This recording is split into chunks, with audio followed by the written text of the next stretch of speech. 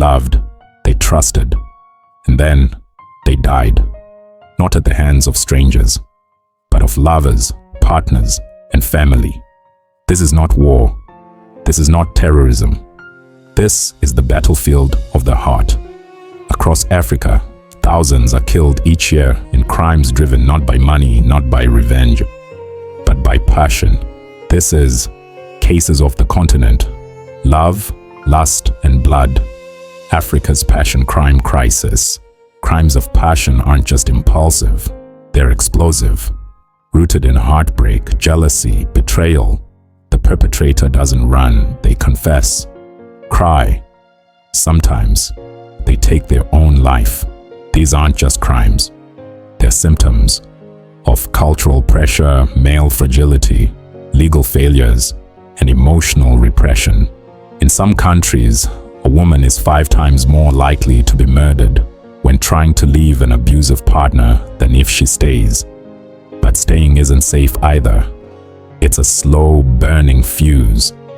Every day inside that relationship is a roll of the dice with death. The violence simmers, escalates, and eventually erupts.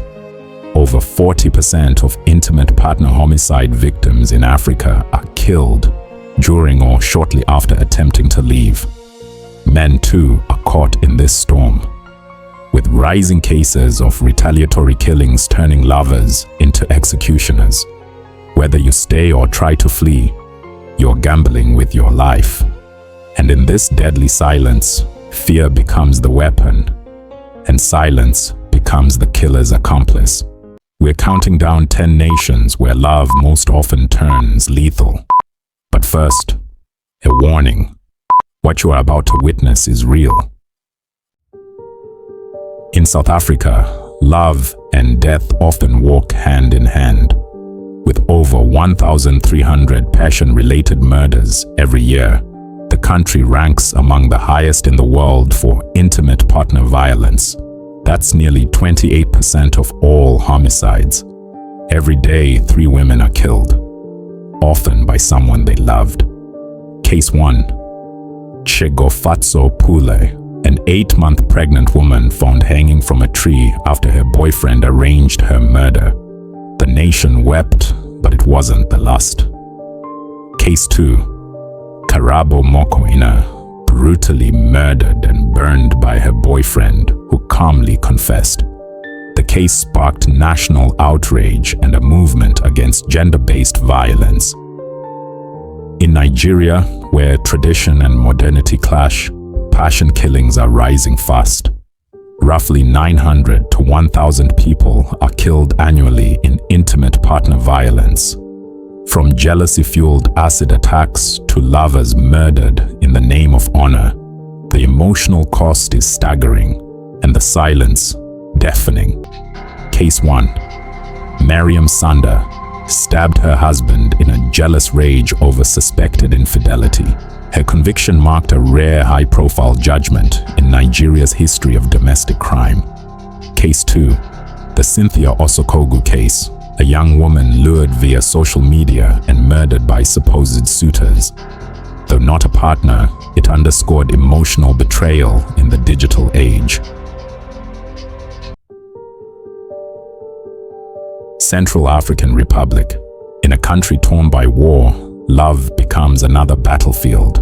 With poor legal protection and deep cultural taboos, an estimated 650 passion-related deaths occur yearly.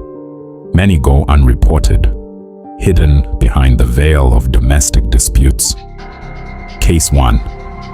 A soldier returned from deployment to discover infidelity and slaughtered his entire household in rage.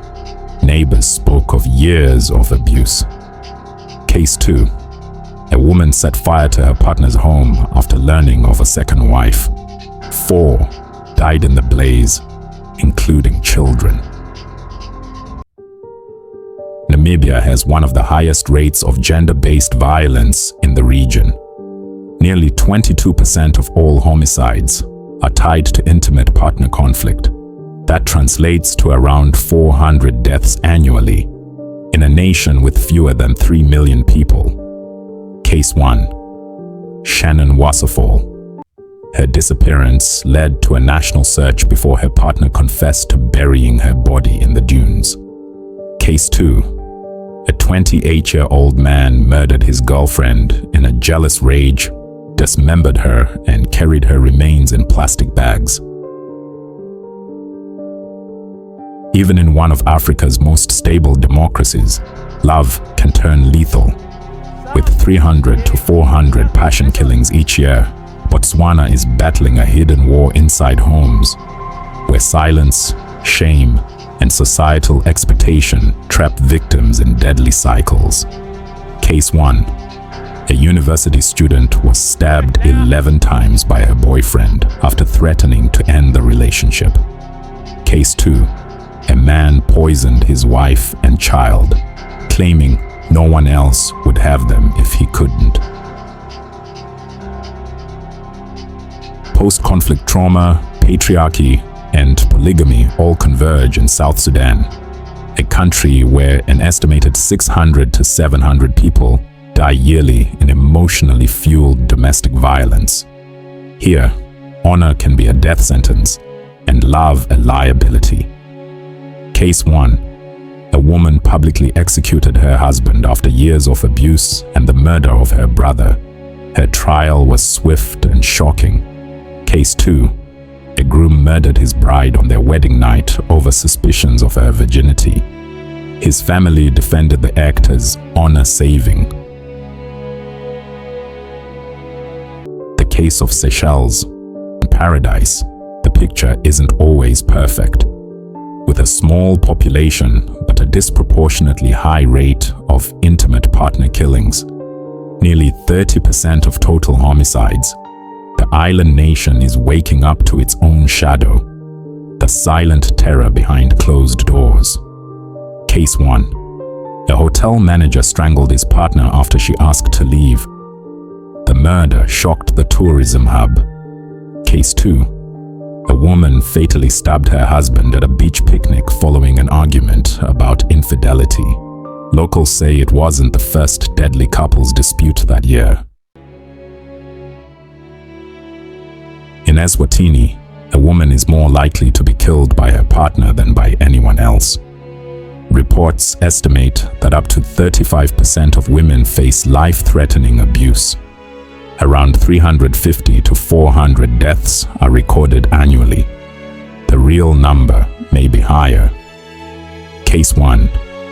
A police officer gunned down his wife in front of their children, then turned the weapon on himself. Case 2. A woman was burned alive by her husband after allegedly refusing to cook dinner.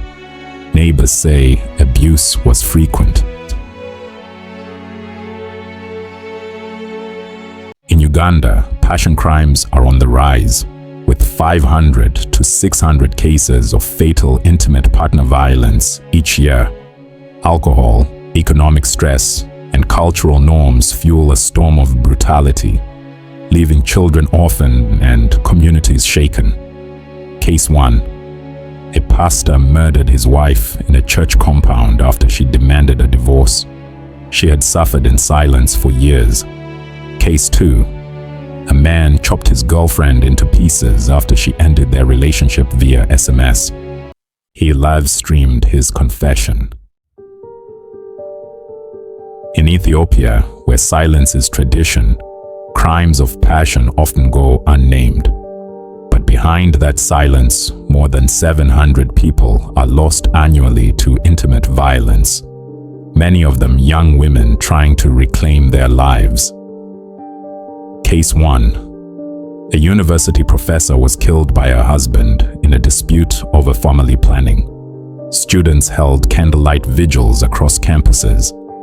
Case 2. A woman murdered her fiancé on their wedding night after discovering a secret second family.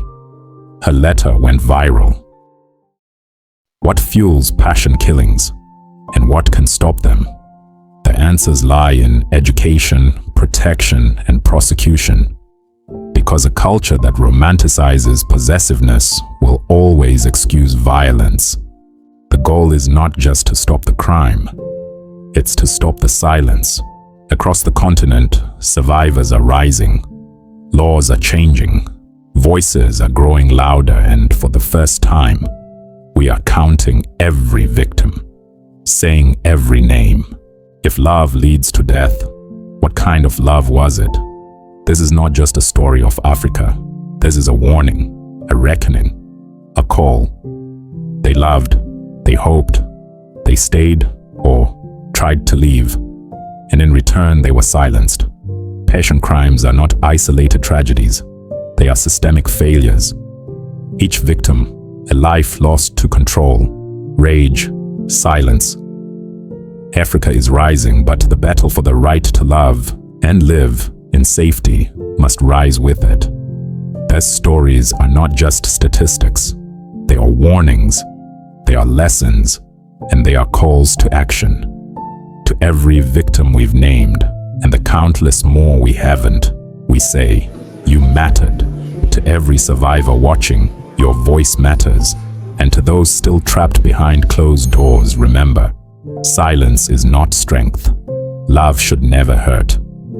This episode is dedicated to the survivors, the fallen, and those still fighting. If you or someone you know is a victim of abuse, reach out. Help is real. Escape is possible. Healing is yours. This has been Cases of the Continent. Don't just watch, don't just mourn, share, speak, act, because the continent is watching, and silence ends with you.